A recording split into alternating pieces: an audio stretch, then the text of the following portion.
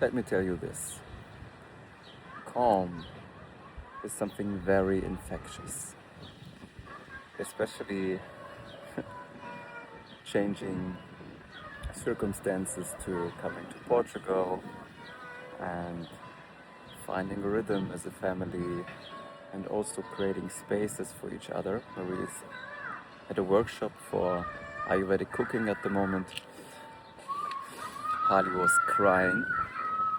Now you listen. Now you can hear the bells and my daughter. Yes, I'm coming. So, if you have tools that you can visit, revisit every day, it doesn't matter where you are, when, or whatever you do, you can stay calm to. Yes, I'm coming.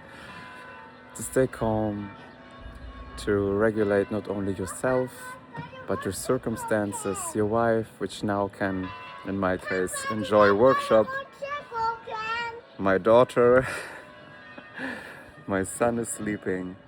So if you want to learn these tools, just comment calm below and I will share everything with you.